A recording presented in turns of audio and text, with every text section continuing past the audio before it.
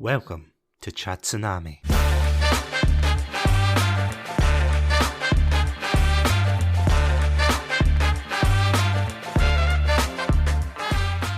Hello everyone, welcome to the very first episode of Chatsunami, and today I am joined by my very good friend Craig. Thank you for joining me.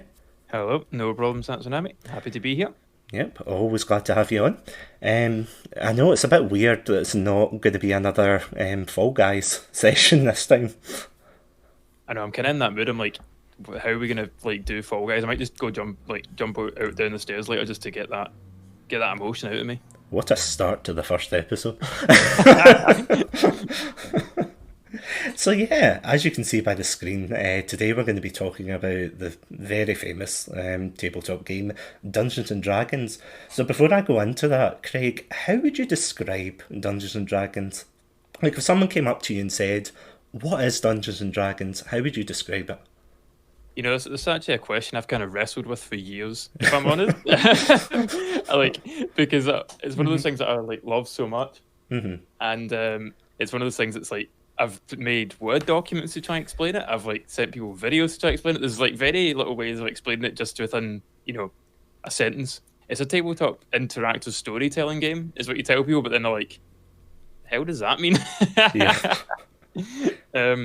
Yeah. The best thing I can say to people that don't have a clue what Dungeons and Dragons is it's like a board game mixed with storytelling. But honestly, just go watch a video on YouTube and that will teach you a bit better than you can say it in a sentence. Yeah, it's or listen to a podcast. We'll try going into the next hour. That is true. You can't see it, but I'm winking just now. What a plug. Yeah, exactly. It's kind of weird because it's like before you play Dungeons and Dragons, you would literally just say, "Oh, it's a tabletop game. It's all about role-playing fantasy." But when you've actually immersed yourself and actually played the game, you're like, "Well, let me tell you, let me tell you about my character." And it's that. I can't remember if it's the show Community or it's one of these American shows where it's the guy and he's got all the pins in the wall. And it's like the conspiracy board. It's almost a bit like that, where you're trying to explain what Dungeons and Dragons is. You're like, okay, first of all, there's this place, right? And then there's this god. And, you get into that, and it's just, it's such a good game, though. To me, one of the incredible things about it is, I'm a massive fan of video games, like RPGs in particular. Yeah. And going into it, there's, a bit of an expectation it's going to be kind of like Skyrim kind of game. That's kind of I think that's the thing that people think of the most when they think of RPGs. Yeah. Tabletop RPGs Skyrim, and then you've got if it's modern, it'll be Fallout. But even within D&D, it's so different. Even as a player, playing a video game that is to playing Dungeons and Dragons and things like that. The flexibility and stuff, just holding it another level. I'll get into that deeper as we go on. But it's just No, it's hard to explain. Because there's nothing else like it apart from other tabletop games. It's true. I mean, it's such a versatile game. It's like if you ask somebody "Oh, how was your D&D session?" No, two games are really the same. If you know what I mean. It's like you could ask someone and they might just be following the book from scenario to scenario, but then you get other people who are in anime-based maybe adventures or are based in all these other things. It's such a flexible game. As I was seeing a guy on Reddit recently, just to follow up on that, he was doing a World War One based game, and what they'd done is he'd reskinned all the weapons to be guns, military guns from World War One. It was actually really not realistic because obviously it can't be, but you know what I mean, in terms of the specs for the guns are based off real life and stuff, so the amount of flexibility in the game is ridiculous. So yeah, let's jump into the meat of Dungeons and Dragons, or I suppose would you call it the dragon of Dungeons and Dragons? The luncheons and flagons of Dungeons and Dragons. You know what? I'll take it. Don't ask me to repeat it. We're done. That's it. So thank you all for coming. Oh my goodness. So of course, since you're the guest, Craig, I'm a very good host. I can't flex in my own chat, but yeah, how? So I suppose this is quite a basic question to start off in. But how did you hear about Dungeons and Dragons? What was the first experience you had learning about Dungeons and Dragons? Yeah, so Dungeons and Dragons is a funny one because, so I think a lot of people know it now quite a lot, from TV shows and stuff. but when I first started playing it, it was just before the kind of like community episode came out with it on, and then like Critical Role wasn't as big, and it was kind of like a wee bit earlier in the timeline. Stranger Things obviously wasn't out either. So I had really no idea about Dungeons and Dragons apart from it's that thing that the nerds play in cartoons. You know what I mean? That's all I knew about it.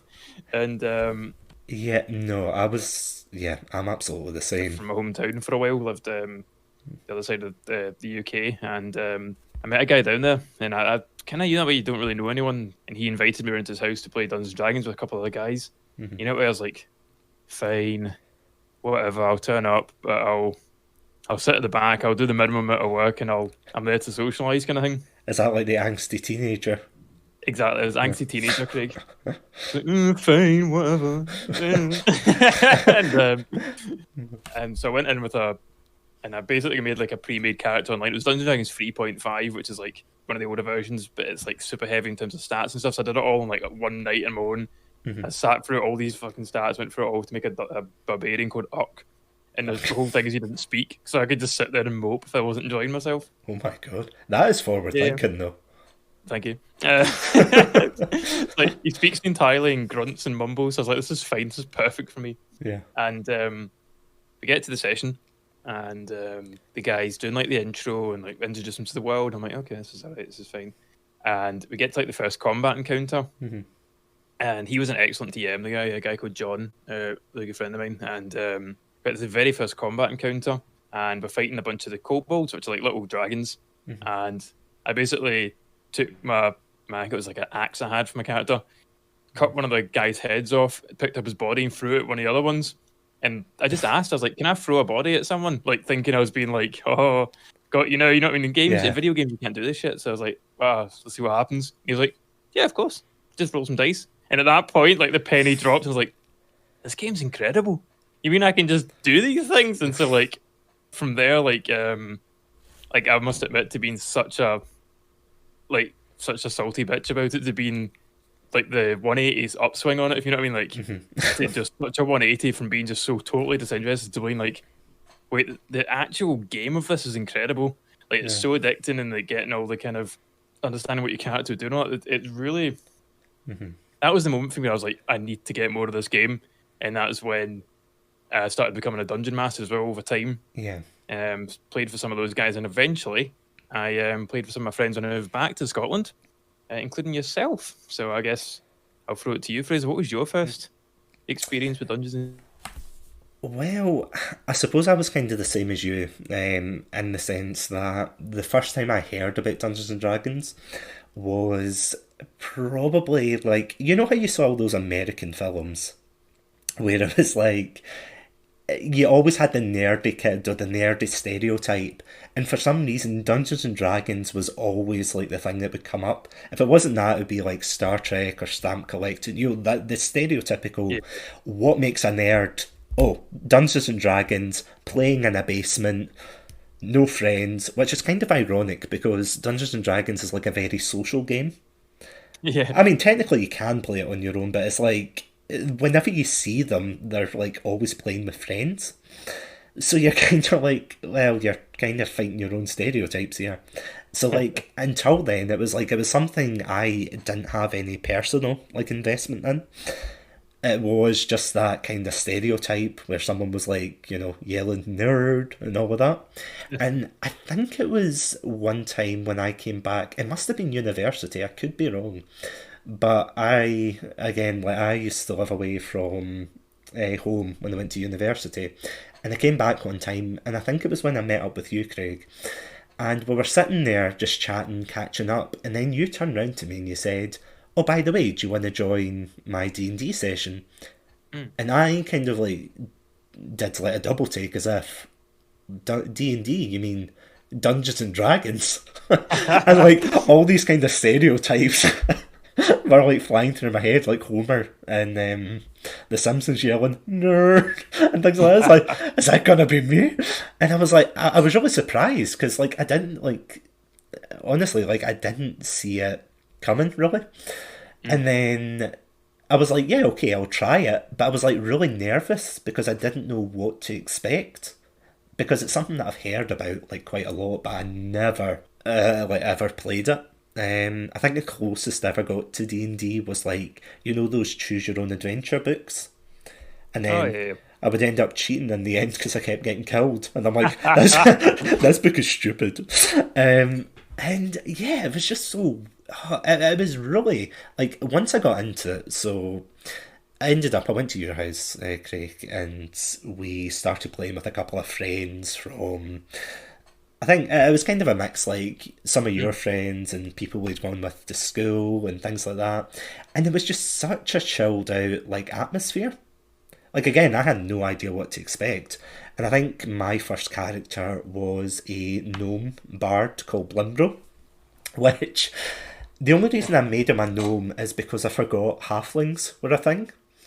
And it's true. It's like I was like, oh, it'll be a gnome, and then like halfway through, when I think you said something like, oh, and the halfling walks by, and I'm like, oh god damn it, I forgot they existed.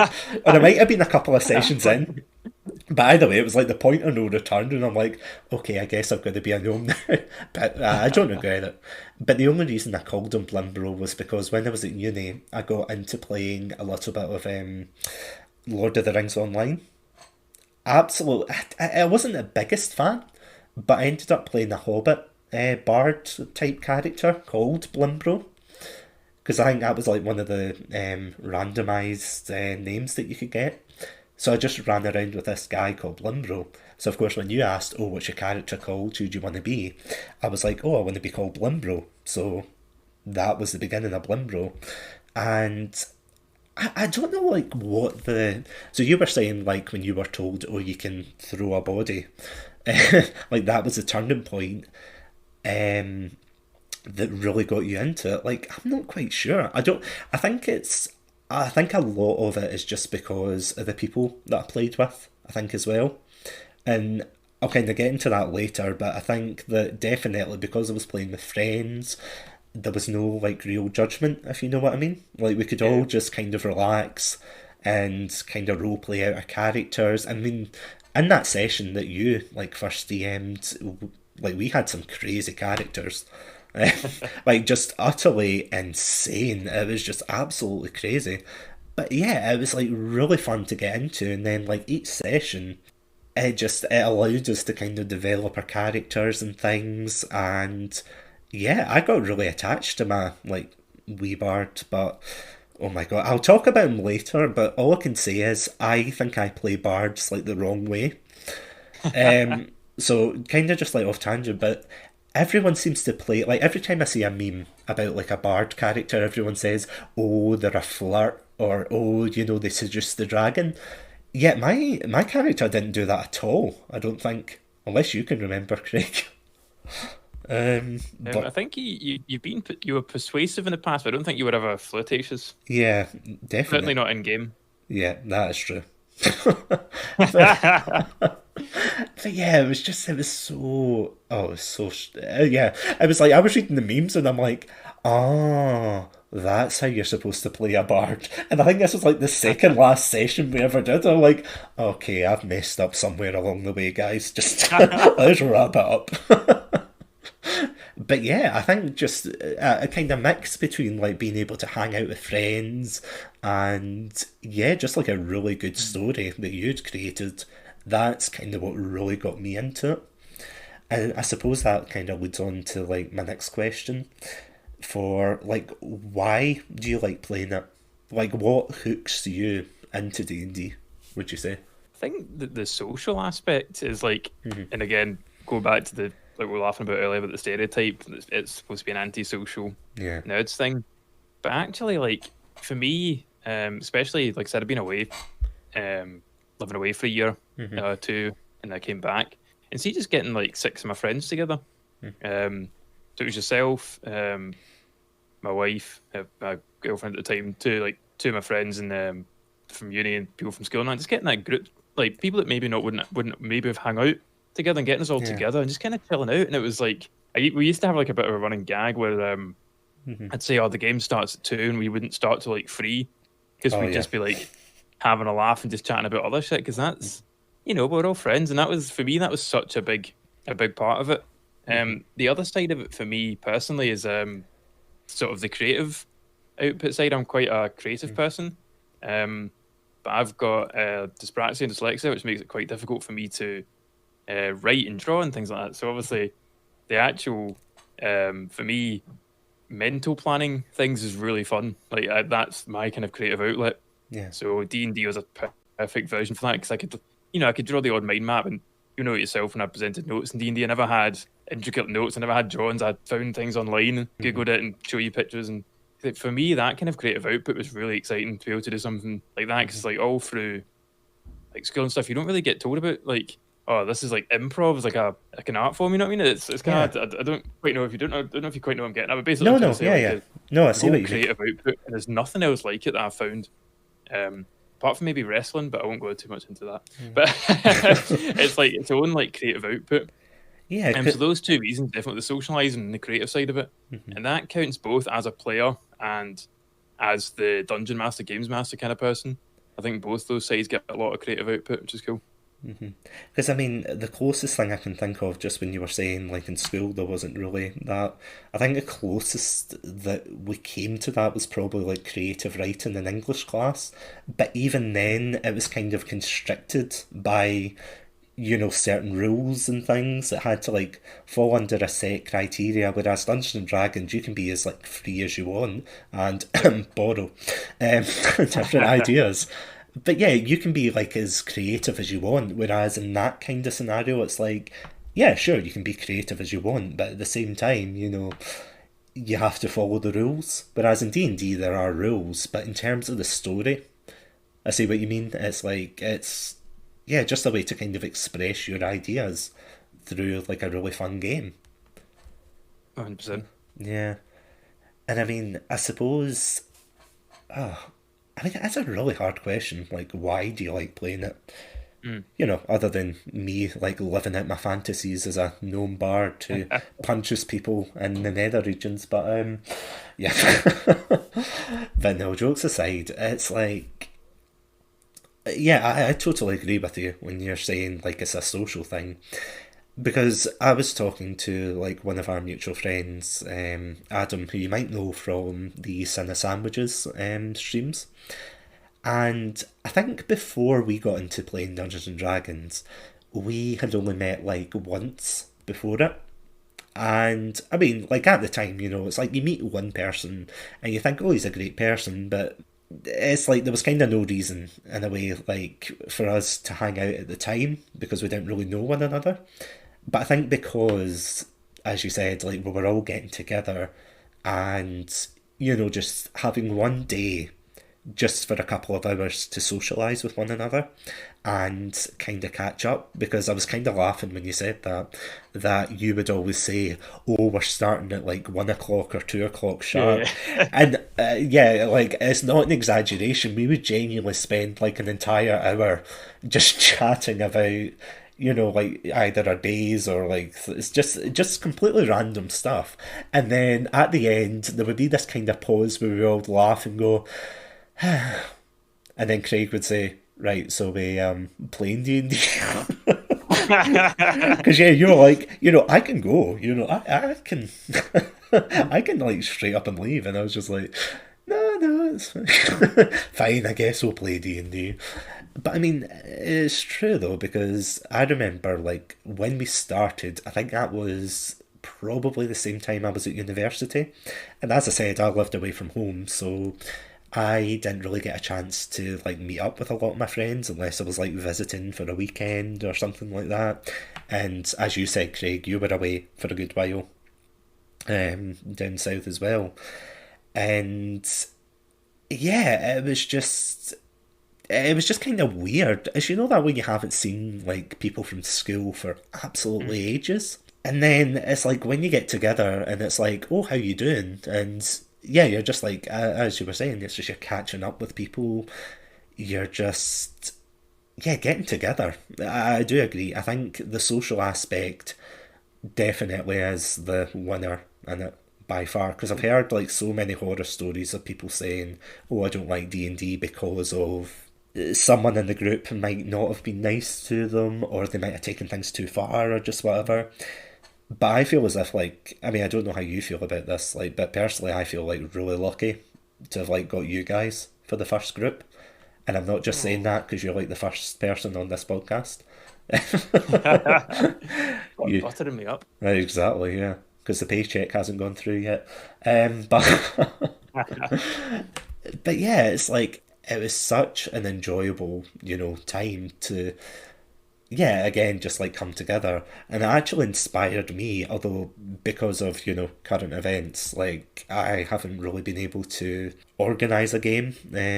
But like before this all kicked off, the good old 2020, we like got another game started where I decided to DM. And if I'm honest, like the only reason like I decided to DM was pretty much because of like seeing your campaign.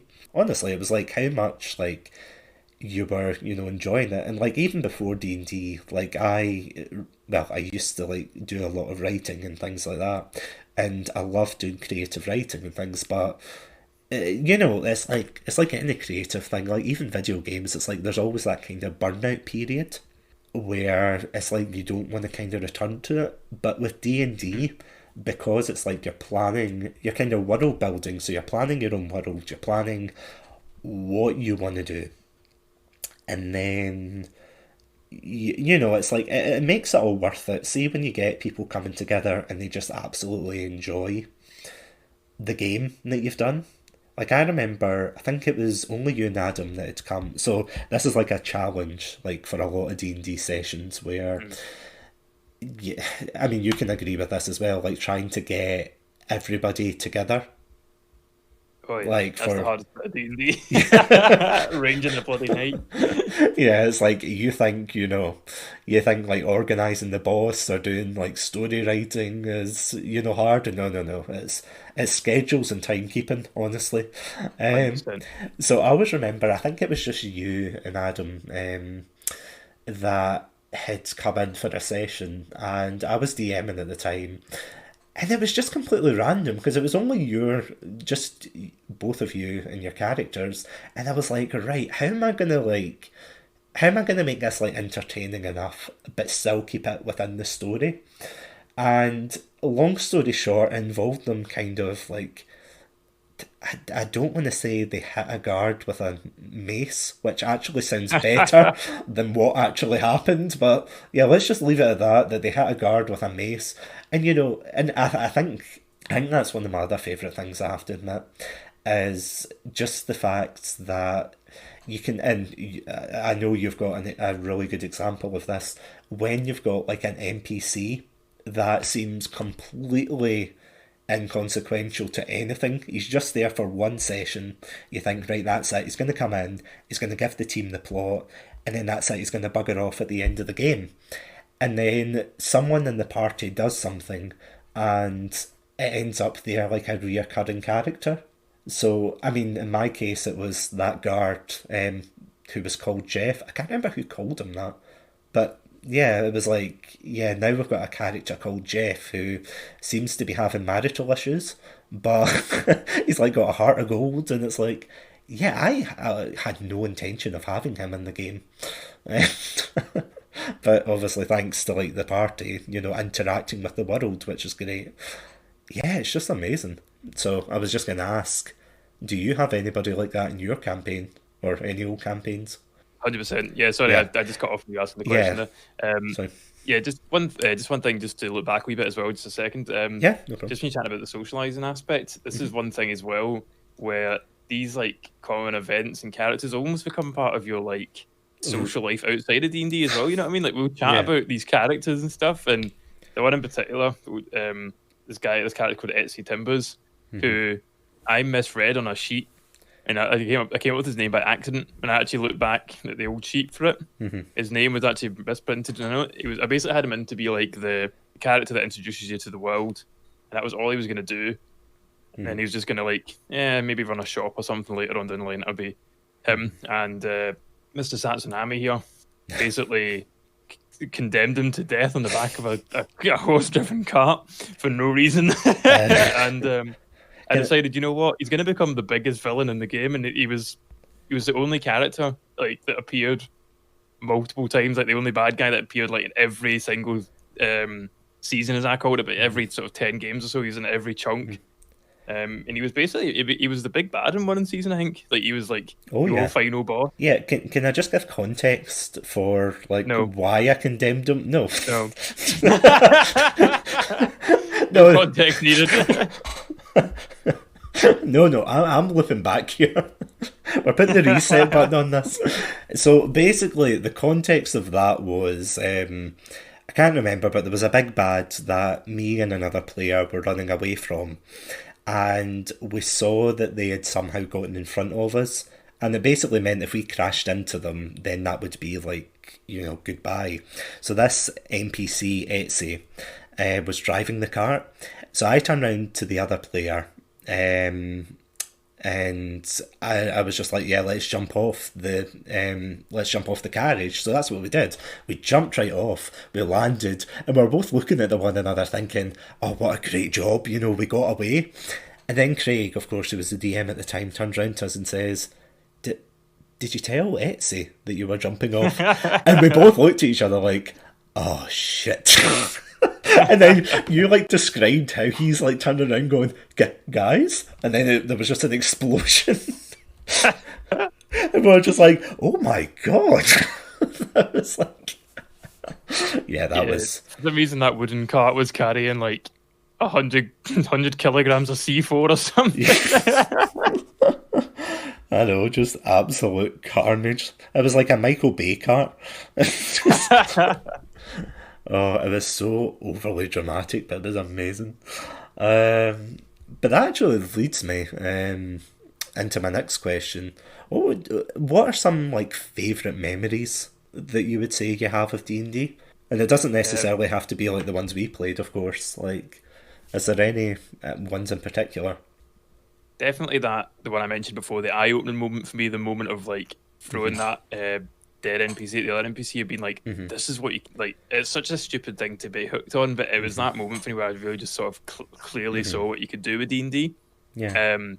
That moment you just described there is another one of my highlights. Another one of my highlights was the final boss we did in our game. I've got two highlights from this, and this was like the very, for I think 4 or 5 years we ended up playing all in all. And Must have been, yeah. And so I'd got married about 3 weeks before the final session of our game, so I'd actually been thinking about D&D over the course of planning the wedding. And I don't know if I've ever told this story actually. So the florist, an exclusive, yeah. The florist gave us all the flowers in these like green blocks that you kind of press the flowers into, and then we could take them out and put them up at the venue.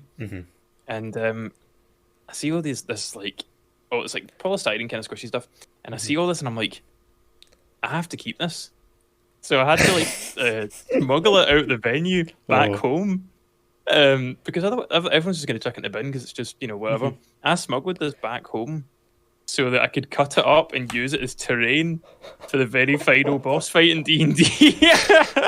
So that's where that came from.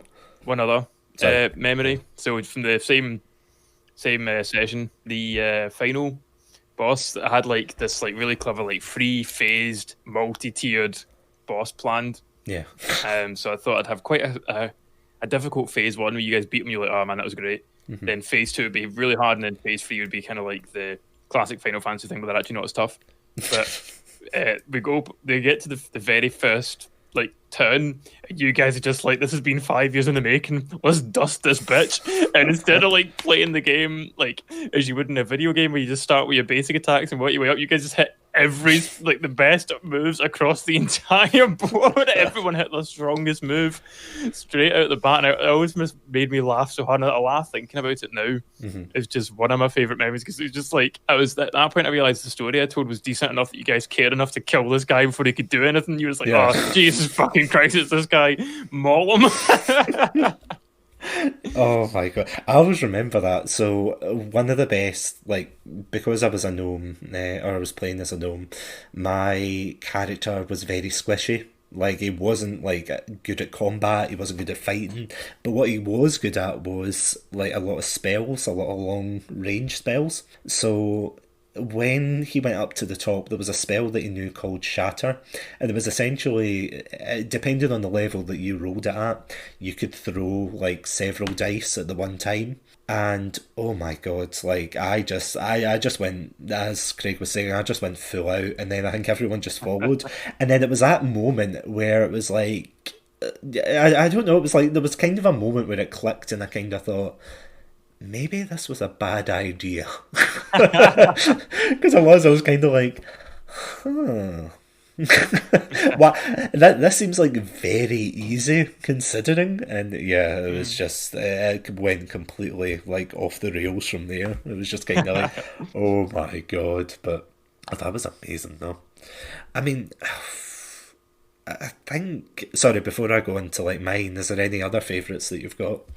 No, I think those are Yeah, probably my top three. I yeah. think those are probably my top three. Did have some other good games with other people, but I think those are my top three so far. Actually, no, you know what? I'm going to throw a fourth in. Okay. With one of the sessions that you've been DMing, me and my wife have been playing kind of like two characters that know each other, and she plays as a Kenku bard, sorry, a Kenku rogue, so it can't speak English. You can only like repeat things, Oh, yeah. and that's been so fun. But like last session, so previous when I was the DM, she played a cleric, like a laid back kind of like holier character, you know what I mean? And this time she's playing like a pirate rogue, and it was you had us like the two of us in handcuffs getting chased to this like bandit camp or something, and it was just like this one rookie guard and us two, and she was just like, I shank him. Your face was like, what? It's like, yeah, I shank him right now. Do you know it's And it weird? was like, lip. Do you know it's weird because I like. I don't know. Yeah, it was. It was like you'd gone into this bandit camp, and I think you'd like come up with like this elaborate thing that you were Yeah. pretending like to take this prisoner or something like that. And then immediately, as soon as I think it was your wife had seen like there was only one bandit in that camp, she was just like, yeah, I leap and shank him, and I was like, oh my god, like it threw me through a loop because I'm like, why? He was innocent. He was only one day away from retirement. Actually, What just about yourself and what's kind of been your highlights? um, well, other than the ones you mentioned, like the whole Etsy getting destroyed by that. I mean, that was amazing. But I think, honestly, because I feel as if, like, my character. So when I started, like, my character was the stereotypical. Oh, I want to be the best bard, in the land. I want to get my name known out there. But slowly, as I kind of became more comfortable with the game, it became a bit of a sneaky bugger. I'm not gonna lie. Like genuinely, it was like some things. Yeah, some things were downright devious what he did, because I always remember, because the way I played my character, he was a bit cocky, but at the same time, it was like he wasn't the kind of cocky that he would betray his friends or anything. He was like very loyal to the rest of the team. Kind of partly so, obviously, that didn't derail the game or anything, but at the same time, it was like, yeah, it was like the kind of person that I wanted to kind of play him as.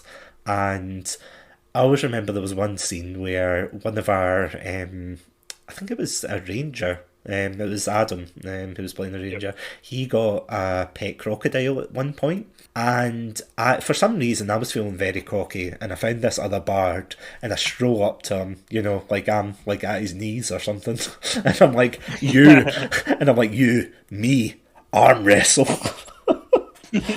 So yeah, imagine like this tiny gnome versus like this Mr. Tumnus looking guy having like a magical arm wrestle.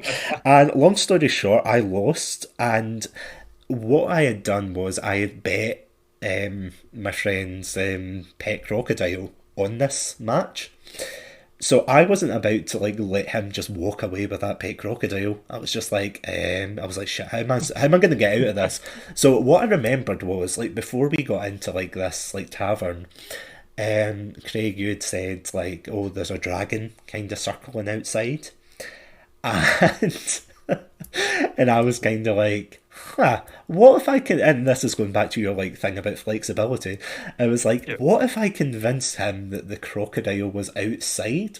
And I rolled, and as soon as the guy like walked outside, I just locked the door. And then it was like, flash forward to the morning, and you're waking up early to get rid of the body. And I was like, what? How am I playing my character? I What genuinely, happened here? I genuinely started as like kind of a very innocent, shonen protagonist, and then got into, yeah, like indirect murder, like Is that for the pettiest that reason. comic? It's that comic we talk about quite a lot. I don't know who's the author of the comic originally, Oh but yeah. it's like first session of D&D versus session 100, whatever. And it's like this clown, and he's like, "Oh, I'm a big clown, and I hit people in the face with pie." And it's like session 100, he's like, "I've sacrificed myself for the greater good. Yeah. Don't tell my wife I love her. She already knows," or something like that. It's fucking brilliant. It honestly sums up D&D so well, though, doesn't it? It's like, because yeah, like even I like got really serious. Like there was a turning point. I think it was like the last season of your campaign when we were doing it, and like. Spoilers in case you're keeping up with the lore. In case you got it with the load, you have to come to me to find out. Yeah. So if you want to catch up on the lore and the story, no, I'm kidding. So yeah, it was like everything had basically gone to shit in the world. Like the bad guy had the upper hand. It was the classic. Like the villain was winning, and yeah, that's how my character. Like my character, as I said, like I think in the last season. One of like the highlights as well, I'm just thinking of like favourite memories was when did you find it? I did, yeah, I just posted that in chat there. Nice. One of my favourite moments was when we were supposed to go to this island to kind of convince I think was it a prince or something for like financial aid or something. Oh yeah. And basically, like not to brag, but because my character was a bard, I was the most charismatic. Right, so picture this, right? We're surrounded by all this opulence and all this wealth. This prince is like he has been, like taking people in the whole day, and we managed to like sneak our way past and get in and have an audience with this really powerful prince. So he's sitting there, and he says, what? Why are you here? Why do you need my help? Blimbro, the lovable bard, walks forward, takes a mouthful, takes a handful of pistachios, puts them into his mouth, and this is where I rolled a 1. So halfway through my speech, I ended up choking. To the extent that the rogue, who had just like started in the party, had to intervene as I was choking in the background. And it's like going back to what you were saying before, it's like you cannot predict like how a game's gonna go. No. See, even if you like map it out, if you say, right, the team's gonna go to I mean you can get the locations, like the team's gonna go to point A, point B, point C, all of that. But you cannot like predict what is gonna happen there. Because I know, like, and I don't know if you feel the same, but I've honestly been thrown through like such a loop um, with the way some of you guys like have interacted with some of the things in the Oh, world. 100%. Yeah. And it's just like you're sitting there thinking, oh my god, like how do I write myself out of this one? Although I suppose, so this is kind of a bit like off tangent, but this is another thing. Like, see, and honestly, like I got like a real sense of appreciation. See, like when I started DMing and things, and I got a real set. Like I knew it was like a lot of work, but it's see when you're trying to like create a world, you're trying to create it, make it believable and things, and then the media that you base it on essentially like indirectly copies your idea. So Yes, that's happened to me 3 times. so yeah, this happened to me like literally like a week or two before I was about to start mine. And I mean, if you're into Game of Thrones, like I mean, spoilers for the last season, but so please cover your ears. But yeah, basically in like my campaign, there was kind of like a lower point where half of the city had been burnt down by a dragon. And I was writing this thinking, oh, this is so good. This is, this is like a really good, point that they can kind of interact with in the story. And then, like, a week before I was supposed to be doing this, the, like, second last episode of Game of Thrones came on, and I was watching it in disbelief, thinking, no. No! So I remember, like, when I said it, like, everyone in the group looked at me like, what, a dragon burns down there? And I'm like, yes, yes, a dragon burned down half the city. Yes, yes, just like Game of Thrones. Yes, yeah, yeah. I'm just like, can we just move on? It's just like, oh, I couldn't believe it. But I mean, like, is there any like notable examples you can think of, like for your That ones? the biggest one was I came up with this idea about this eye in the ground that was going to be like a running symbol Oh, for the main bad guys, like where he drew his powers from. Was this like I had this idea about this like thing that lives in the earth, and it was this eye you'd see, and I described it in your anime. Went, oh, just like that thing from Full Metal Alchemist. I was like, what?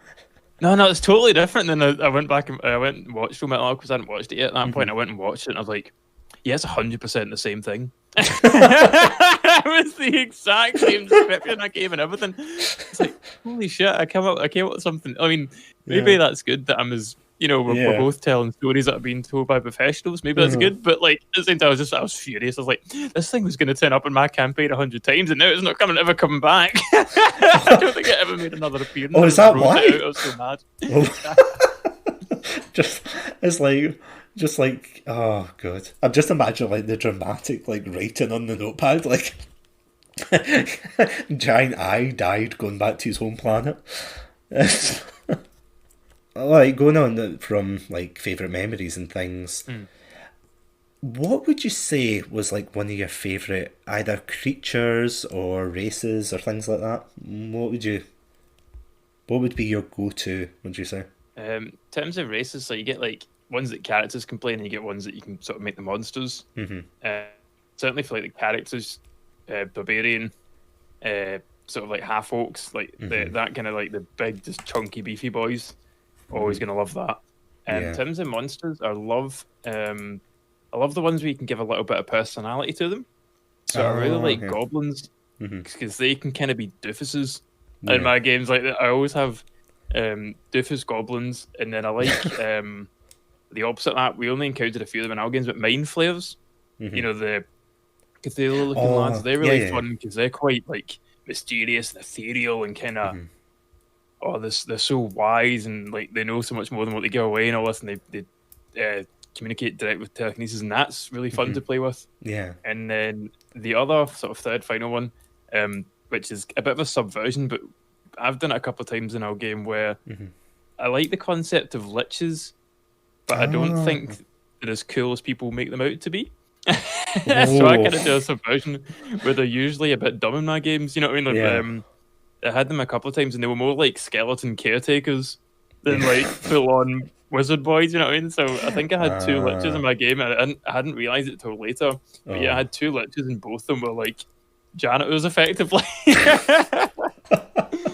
Oh my god. Big Yeah. lover of that. Yeah.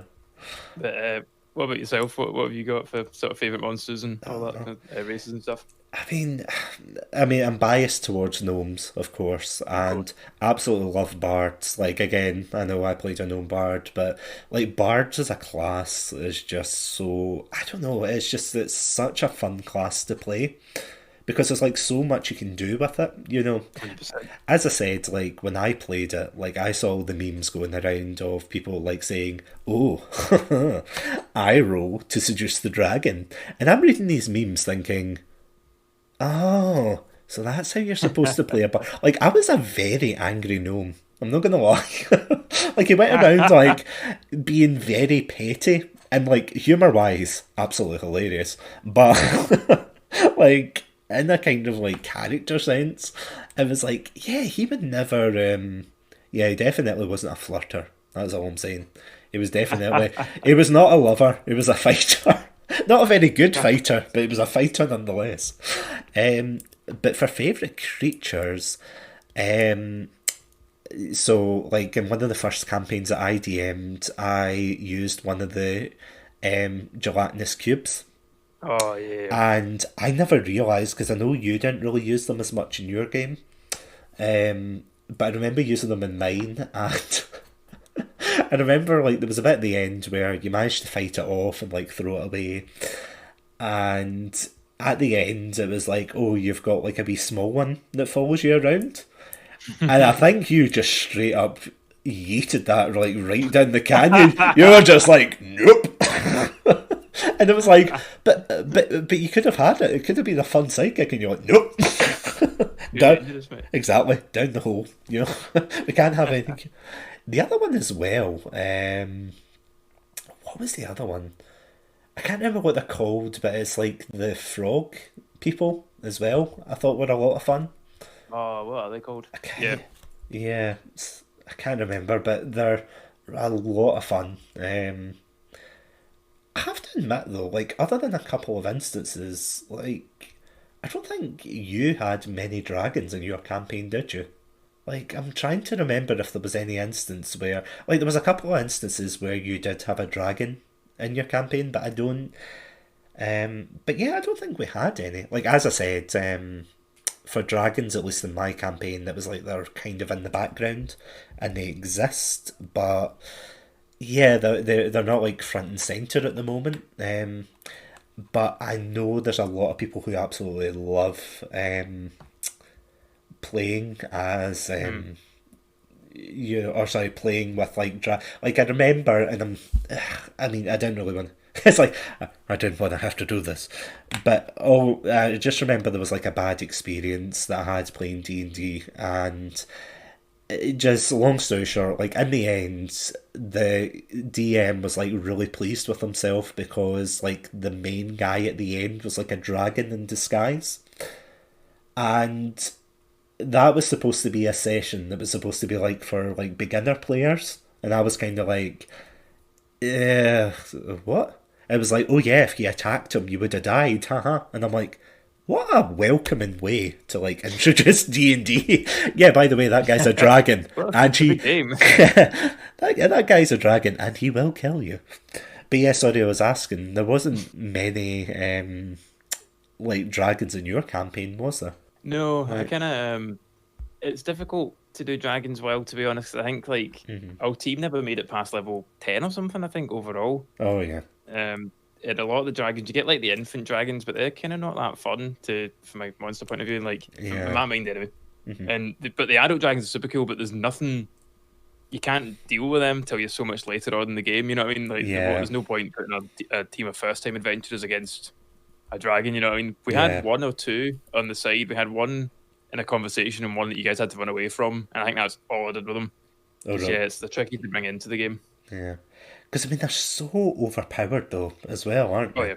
yeah. That's genuinely something I worried about, I have to admit, like, DMing for the first time. Mm. Because it's like you have to worry about, when you're DMing, you have to worry about, like, the level of the characters you're using, or the level that the creatures or enemies you're using. And I remember, like, the very first, like, encounter, I was, like, rubbing my hands thinking, here we go, you know, this is going to be it, you know, they're going to, like, and I was, like, debating, I was like, is this, like, too many bandits I'm throwing at these guys? You guys, like, wiped them out in 2 seconds. And I was like, oh, no. It's like, you know, that scene, it's like a behind the scenes thing for like the Phantom Menace, where it's like George Lucas talking about like the battle droids, and he's like, oh yeah, they just cut through them like butter, like Yeah. yeah, it's exactly like that. It was just like you guys just like, yep, that's it, dead. And I was like, oh shit. And then, like I had to depend on the like captain of the not barbarian, sorry, the bandits, Yep. and yeah, it was like even then, like he wasn't a hard like opponent. It was just because he kept stalling, and I think you guys kept missing him, or he just kept Yeah. parrying, Very something like common that. misses. Yeah, it was because his like AC was like ridiculously high for the level, and it was like, yeah, this is just. And then I think eventually someone put his head through a table, but oh my god, it was just, it was amazing.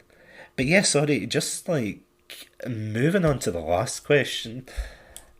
Yeah, this is kind of like, this is going to be very a whimsical future one. But what do you hope to do next? See for D&D. That's a good question. I'd like to go back to playing our game, not to put you on the spot, of course, but No, none yeah. taken. I do need to. Um, apart from that, I'm keen to DM more. To be honest, like it's one of those things. Like play the game's fun, but there's an itch I can't scratch with DMing a wee bit, and I'd like to go back to playing it.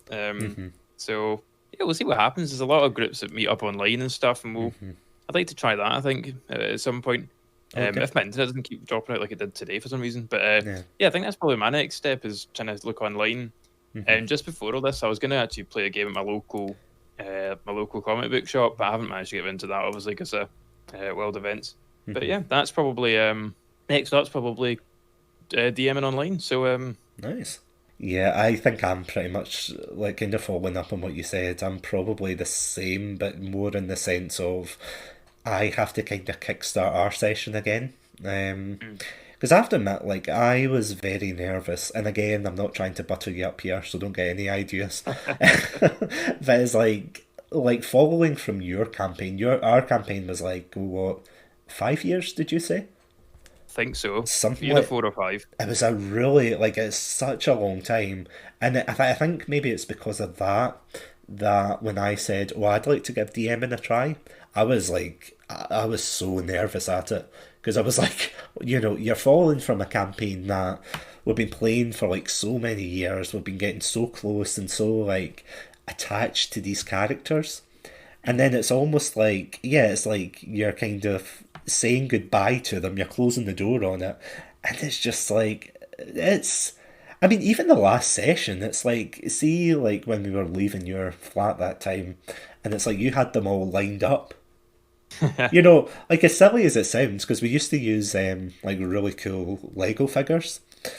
And yeah, it's like silly as it sounds, it's kind of emotional when you like see that picture of them and think it's been about 5 years. You've been playing with these characters, and they've survived more or less. Well, except for mine who died and then came back, but we don't talk about that. Actually, I've got a wee sort of treasure chest box on my bookshelf, and inside that is all the characters. Oh, I haven't brought myself to take them apart or get rid of them. yeah. It's the main team, and then Ansem, the bad guy. They're all there, and I can't get rid of them. I can't Yeah, dismantle them. Like, they have to be there forever. that's amazing. Honestly, it is. It's just so like you get so emotionally invested, and I think like it's definitely something that I don't know if people who haven't played D&D kind of, I wouldn't say don't understand. Like, I'm not gonna like be gatekeeping saying you don't understand. He was a gnome bard. That is, it's like yeah, it's like you get attached. I mean, it's like a video game as well. You get so attached to playing the one character or the one game, and then when you come to the end of that and you've just so thoroughly enjoyed it, you're just like, yeah, it's kind of heartbreaking to be like, this is the last kind of session, and that's it. And don't get me wrong, it doesn't mean like, oh, it's the end of, Dungeons and Dragons. You could still go on to other campaigns and things, but yeah, it's just like that kind of ending, like, in wanting to give your characters that you've been attached to, like, justice. If And you, that was it, 'cause it was difficult as well, because there was one point where I was like, do we keep going? yeah, Like, that was a hard question to ask myself, and it was, we've reached the end of this 4 year story, but I'm not ready to end the game. You know what I mean? I wasn't yeah, ready to stop playing, and I was like, do we just keep going? Do I invent another 3 year story? You know what I mean? yeah, You got the Marvel problem. It's like, what's yeah, happening now? Of like, Thanos is dead now. What? So that yeah, was kind of a wee bit. I was like, do we try again? Do we keep going, see if the magic comes back? And I thought, no, if we kill them, if we leave it now, write them an ending. And then it was difficult though to like say goodbye, so to speak, and it's yeah, such a weird way of putting it, but yeah, like I say, you're locking up like part of our shared history. You know what I mean? With all these exactly. friends have all enjoyed this thing together, and I was like, cool, that's it done. It's a really weird sensation. Yeah. Because, I mean, it was like what you were saying before about the whole social aspect. And, like, as I said, the first time I met, like, a lot of those people, like, we played D&D with, a lot of them were just casual acquaintances, or the only reason I met them was because you and I would, like, go to, like, certain events with them. So it was kind of like, it was just by chance we would start, we would just start chatting about, like different things. But it's the fact that we were all kind of together, we were all like chatting, just sharing things, like not even about D&D, but just like our day and things. And in that way, it got us so close, that way. So it was like that part of D&D was, I don't know, it almost felt like, and again, I'm getting sappy at this, but it almost felt more like a kind of like social event, if you know what I mean, like a kind of mini social event where you just got to hang out with your friends. And when that session kind of ended, like after all those years, you kind of thought, yeah, as you said, like, where do you go from here? And it's such a weird sensation thinking, yeah, like after you've been doing that for so long and you've kind of built up a routine. I mean, like, feel free to stop me, Craig, but yeah, it's like you have this kind of routine that you're constantly talking to people, and then once you stop that, it's like, it's like that kind of joke where it's like they look around and they go, "Oh, what now?" Yeah, it's a great game though. It's an absolutely fantastic game. In fact, sorry, before like we kind of finish up, I've got a question for you. Oh yeah, What would you say is more important in D&D? Would you say it is the role playing aspect or the core gameplay? I'd say that's a so as a DM, I say that's a question you have to have with your players. So for me, it's always been roleplay. Um, that's the thing I like. But there's a lot of people play D&D just for the rules, like just to play the combat. Yeah, People that have kind of followed D, you get the different editions of Dungeons and Dragons. Dungeons yeah, and Dragons 4, but wasn't a million miles away from like a war game, like a tabletop war game. There are tons of rules. Or D&D 5 went, we'll get rid of a lot of the rules. yeah. Um, One tool that I see quite a lot is really cool. Is like it's like called like the Session Zero plan or the same Session Zero or something it's called. All right. I'll dig that out and put it in the Discord. But that's really good for getting everyone thinking the same. I actually sent it out to you guys originally, and it's just like, do you like combat? Yes or no. Do you like this? Yes or no. And the idea is trying to get, get everyone on the same page. Because yeah, I love the role playing side, but if everyone wants to play combat, then you're gonna have to change it. You know what I mean? That's Yeah, what, again, the flexible thing of D&D is. yeah. No, absolutely. That actually sounds really awesome though. Because, yeah, I know what you mean. Like, I have heard horror stories of, like, bad campaign. It's like, it sounds like an American reality TV show where it's like, D&D campaign's gone wrong. And don't get me wrong, there's nothing wrong with, like, playing your character, like, to be, like, to be, I don't want to say useful, but, to be able to, like, combat things and things like that. There's nothing wrong with that. Like, and again, there's, like, no wrong way to play D&D. But I know there are some people who, as you said, they prefer the rules and they kind of focus only on that. But beyond that, it's like they don't interact with the other players. And I feel as if like they're kind of missing a trick there. But I mean, personally for me, I would definitely say as a player, definitely the role playing aspect. Because again, it's like a social. It is. It's definitely a social game. And yeah, thank you all so much for dropping by for the first episode of Chatsunami. Honestly, it's actually been Thank you so much. pretty amazing. And sorry, just in case you drop out again, do you want to advertise where we can find you in the future? You can find me on Twitch, I guess, but mainly find me on Twitter at Beer and Chill Pod and on Instagram. But yeah, you can catch me on Twitter under those names, or also Craig Ali Martin on Twitter. Yeah, it's all from me. Right. Thanks for having me on. Yeah, no problem. It's been Thank you. great. It's been a lot of fun. No, thank you for coming on. And yeah, seriously, guys, if you get the chance, like, check out the Beer and Chill podcast. I'm not saying this because I've been on it, but genuinely, it is such a fun podcast to, like, I mean, even be a part of. Because I was on I think it was like the PlayStation 1's 20th celebration one, was it? I think. 25th, I Oh, think. 25th, Year, but sorry. yeah. Yeah. God, I'm old. Where did the time go? But yeah, I was on that and it was like a blast, like It taking was a lot part of in fun. it. And in all honesty, like the rest of them, I mean, you guys talk about like so many subjects, Like I think what was the recent one you did? This week we spoke to another podcast, the Horgasm podcast. They're massive horror fans. We just chatted about Halloween. It was really interesting. It was kind of like they're both from Canada. I've grew up in Scotland, and Jan, my co-host, is from Czech Republic. So hearing all the different backgrounds in Halloween, it was actually really cool. So I'd recommend checking it out. Come out every Monday at 2 o'clock, and next week we're doing sort of like ghost and horror stories from around the world as well. So kind of same idea from the different backgrounds four of us come from. So yeah, recommend checking it out. Obviously I would, it's my show, but Yeah. yeah, please do. Don't check out, I don't want you to. Please check out. Is that reverse psychology at the end there? Yeah. No, Exactly. please don't.